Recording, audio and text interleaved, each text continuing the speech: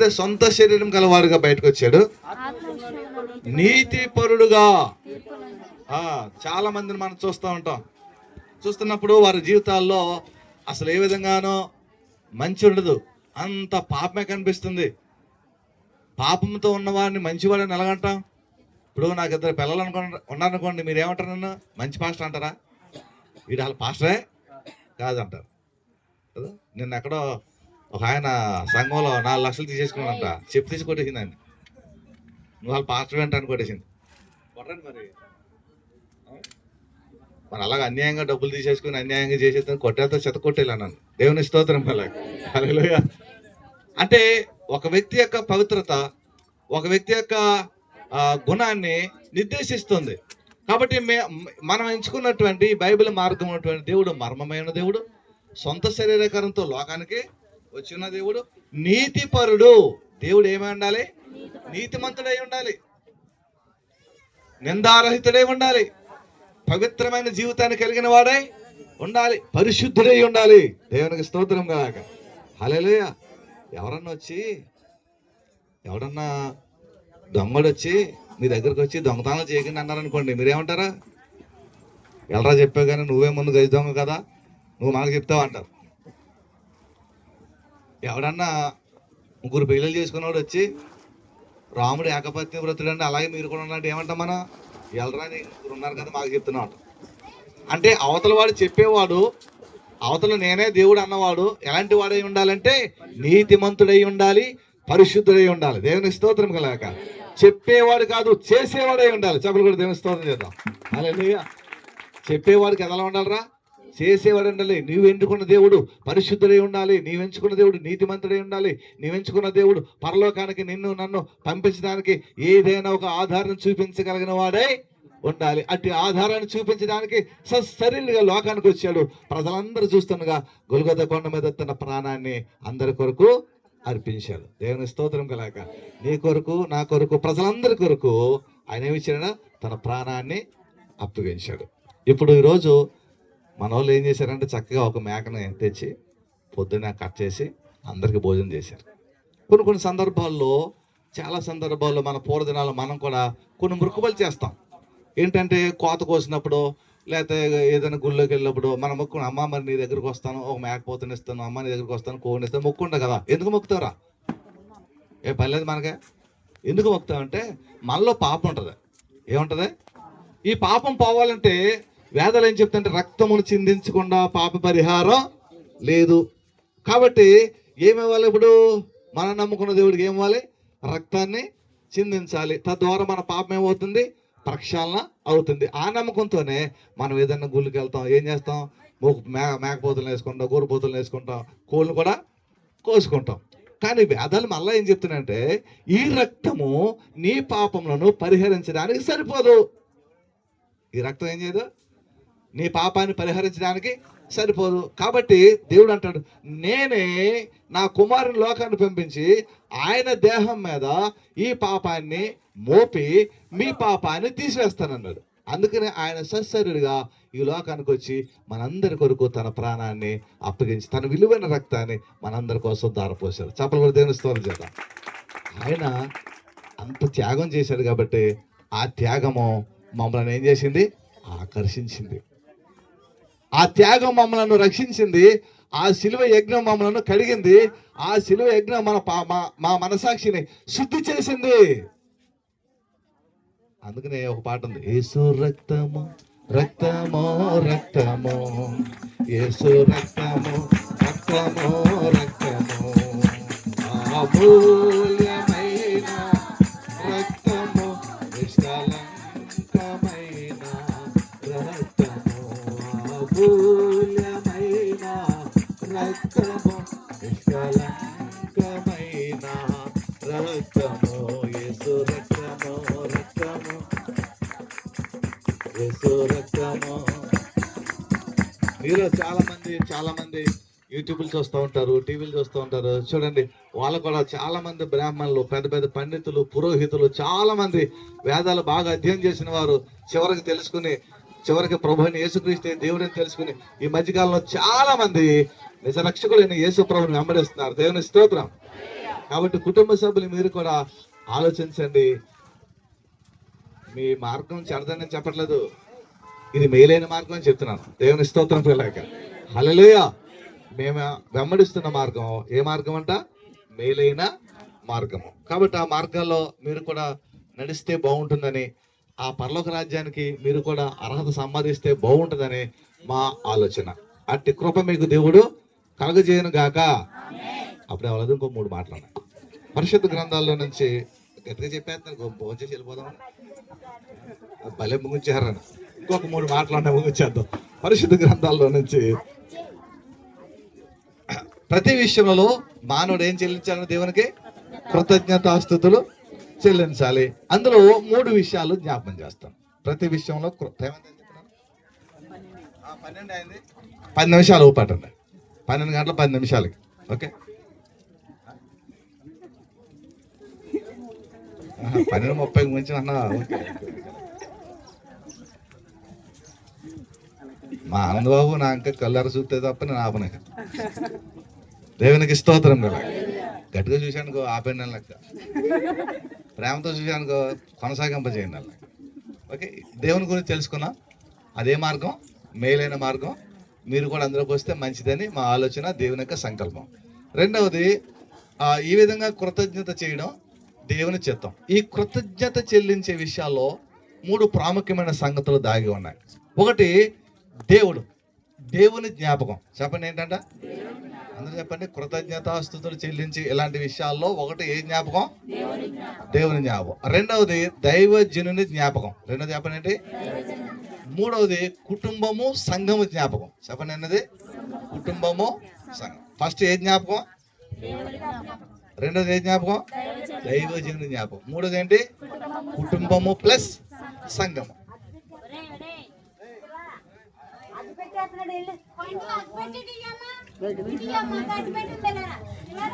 సారా ఆ బాబు నా అగ్గిపెట్టి తీసిందమ్మా. అదెవరు అనుకున్నా అగ్గిపెట్టి ఉందని.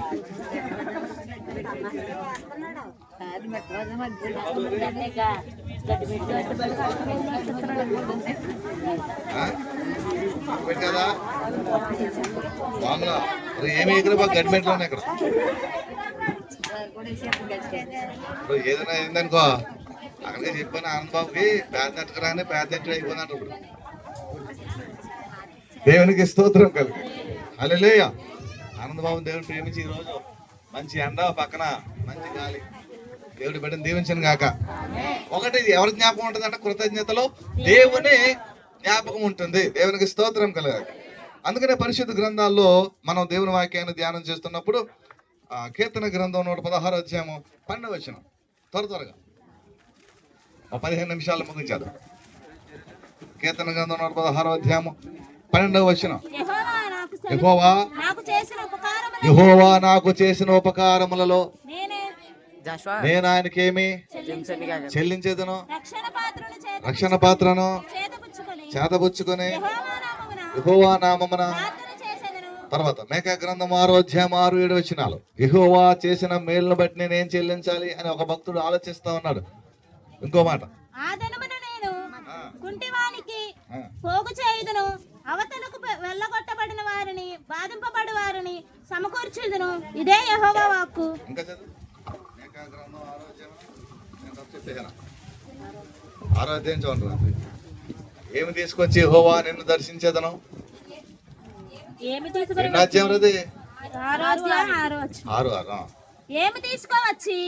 తీసుకొని వచ్చి నేను యెహోవాను దర్శింతును.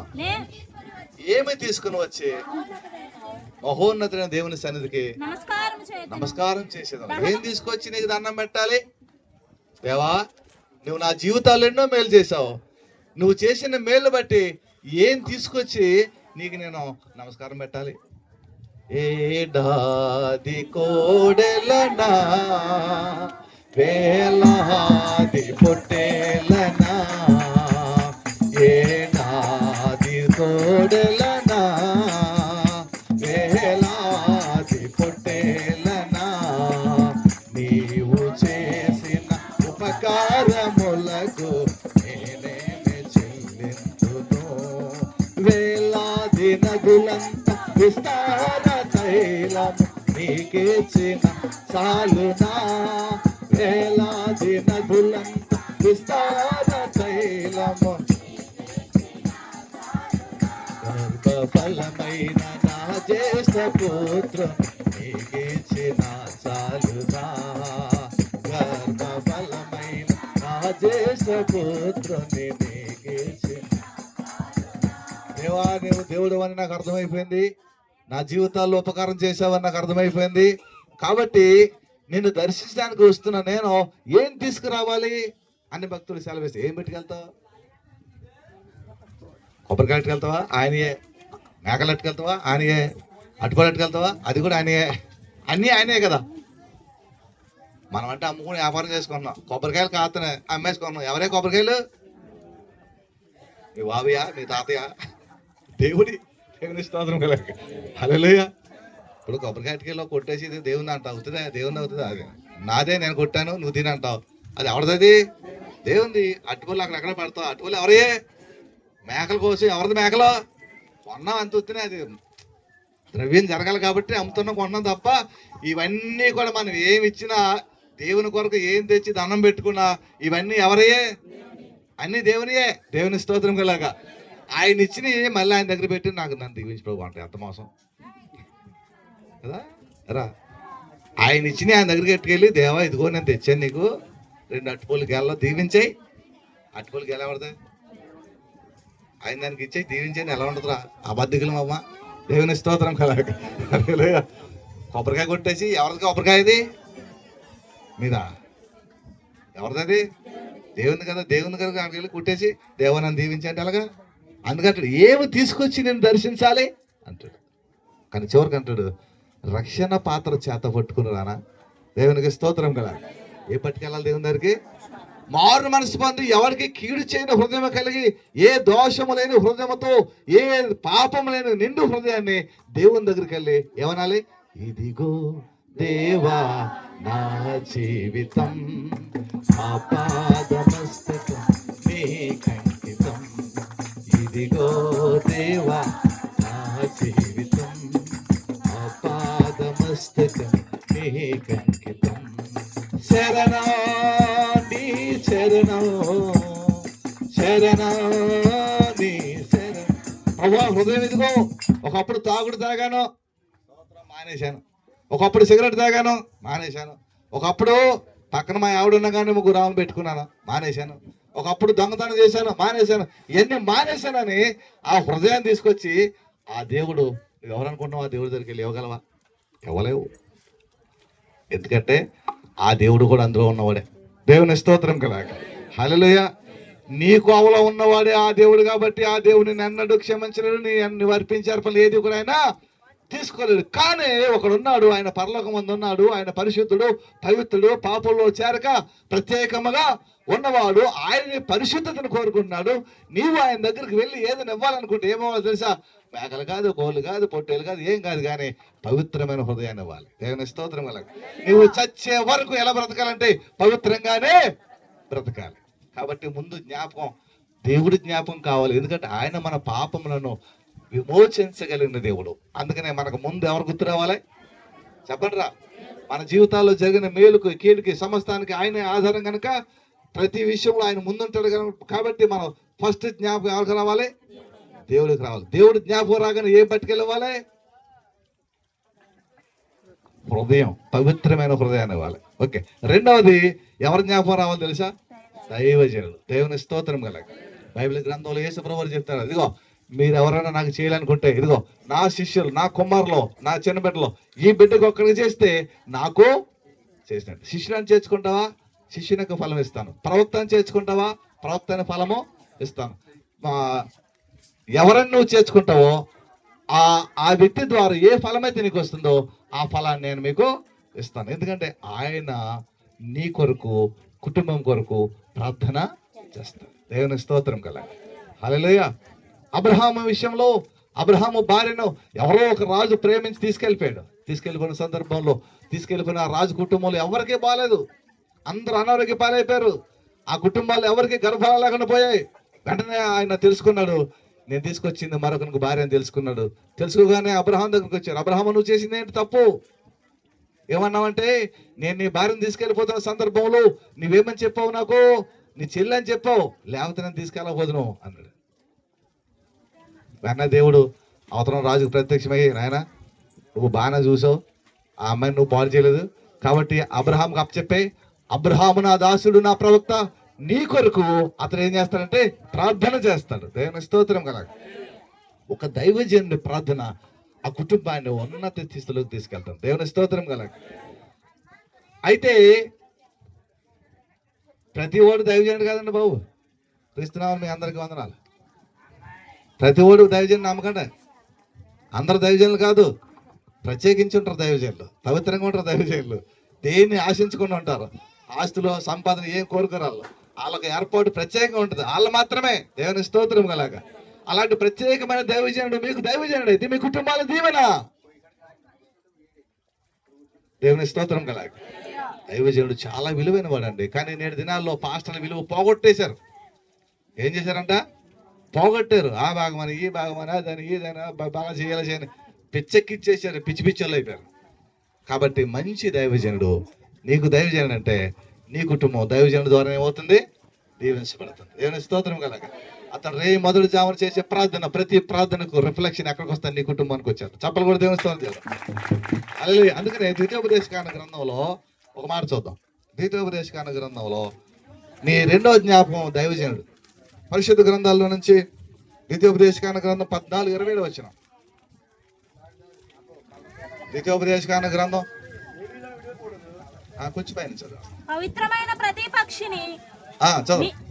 పవిత్రమైన ప్రతి పక్షిని మీరు తినవచ్చును, మీరు తిననా రావని, మీరు తినవా. 26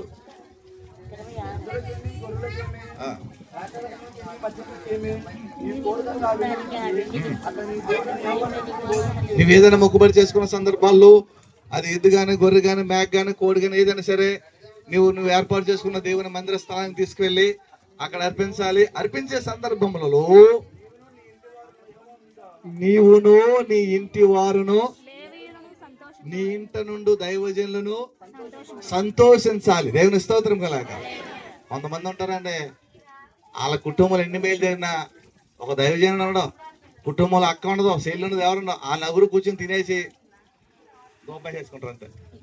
ఇక మాకు ఈ మేలు జరిగింది, మన కుటుంబ సభ్యులు ఉన్నారు, మేనత్త ఉంది, మేనమామ ఉన్నాడు, అల్లుడు ఉన్నాడు, తమ్ముడు ఉన్నాడు, చెల్లి ఉంది, అక్క ఉంది, ఇలా ఎవరో కుటుంబ సభ్యులు జ్ఞాపకం రారు. వీళ్ళు బాగున్నప్పుడు కుటుంబ సభ్యులు ఎవరో జ్ఞాపకం రారు. ఏమన్నా అన్నాం అనుకో, ఏండాలు మమ్మల్ని ఏమన్నా జ్ఞాపకం చేసుకున్నారు అంటారు. వాళ్ళు కూడా మనకు ఎందుకు? మన దేవుని ప్రేమలో ఉన్నాం, దేవుడు మనకు మేలు చేశాడు. దేవుడు మనకు మేలు చేసినంతసేపు మనం ఏం చేయాలంటే మన రక్త సంబంధికులు మనం ఏం చేయాలి? అది చెప్పండి, జ్ఞాపకం చేసుకోవాలి. దేవుని స్తోత్రం కలాగా. నీ కుటుంబంలో ఏ సంతోషమైన నువ్వు అనుభవించే సందర్భంలో నీ పక్షాన ముందు ఎవరు ఉండాలి? దైవజనులు ఉండాలి. ఎవరు ఉండాలిరా? నెక్స్ట్ ఎవరు ఉండాలి? కుటుంబ సభ్యులు ఉండాలి. అమ్మా ఒక నిమిషం ఆగంటారు తల్లి, వీళ్ళకి అర్థమవుతుంది మీ మాట్లాడుతుంది. మీ కుటుంబాల్లో మేలు చేసినప్పుడు ఫస్ట్ ఎవరు జ్ఞాపకం రావాలి? చెప్తారు ఏదో చూస్తున్నారు. దేవుడి జ్ఞాపకం చెప్పండి. ఎవరి జ్ఞాపకం రావాలి? తర్వాత ఎవరి జ్ఞాపకం రావాలి? దేవుణ్ణి ఆరాధిస్తూ దేవునికి నీ కొరకు ప్రార్థన చేసే దైవజనుడు జ్ఞాపకం రావాలి. నువ్వు సంతోషించే ప్రతి సమయంలో నీ భోజనపు వాళ్ళ మీద ఎవరు ఉండాలి? దైవజనుడు ఉండాలి. దేవుని స్తోత్రం కలాగ. హల్లెలూయా. మళ్ళా తర్వాత ఎవరు ఉండాలి? కుటుంబం ఉండాలి. చెప్పండి ఎవరు ఉండాలి? ఇంకో మాట చూసి ముగిస్తాను చూడండి. పరిశుద్ధ గ్రంథంలో సంఖ్యాకాండ గ్రంథం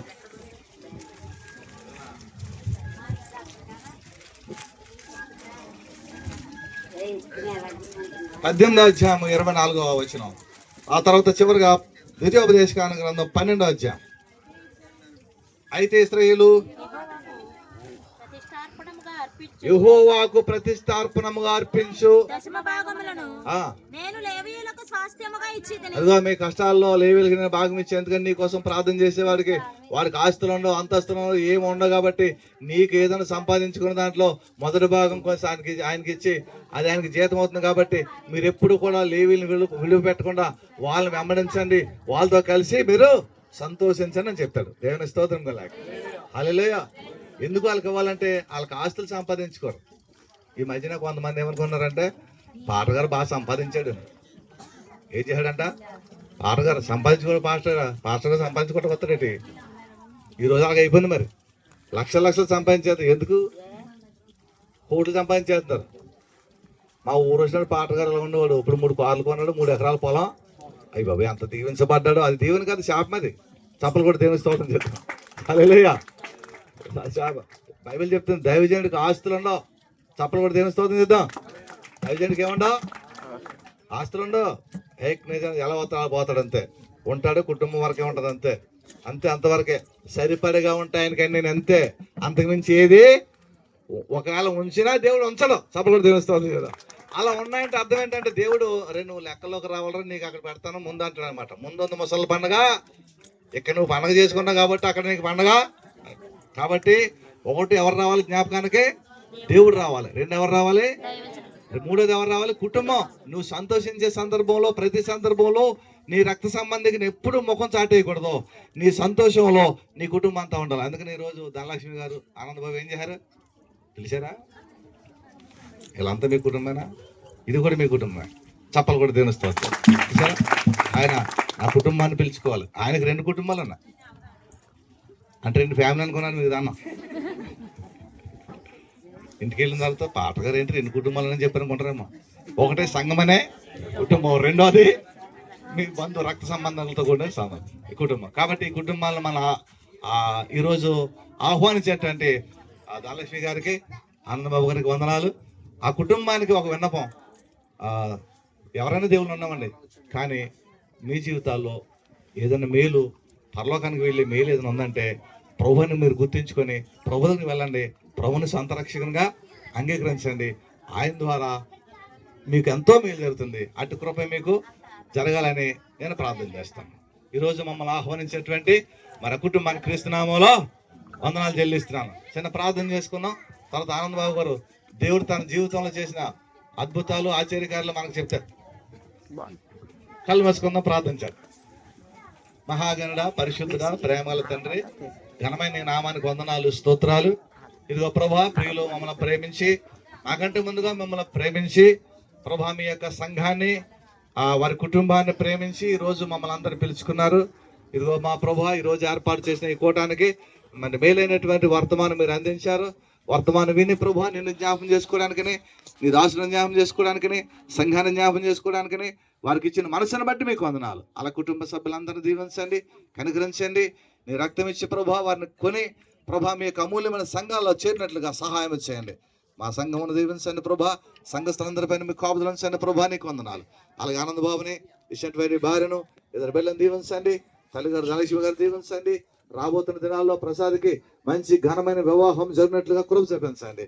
తద్వారా నీ యొక్క మేలులు ఈ కుటుంబానికి మరొకసారి చెప్పడానికి సహాయం చేయమని విచ్చేసిన బంధుమిత్ర వర్గాలను, సంఘ సభ్యులను, పెద్దలను, చిన్నలను సమస్తమును దీవించి మహిమ, ఘనత, ప్రభావం మీకే ఆరోపిస్తూ కుటుంబాన్ని మీరు బలపరచమని ఇచ్చిన అవకాశాన్ని బట్టి మీకు వేలాది స్తుతులు, స్తోత్రాలు చెల్లిస్తూ మా ప్రభువైన యేసుక్రీస్తు వారి నామమున ప్రార్థించి వేడుకొనుచున్నాము తండ్రి.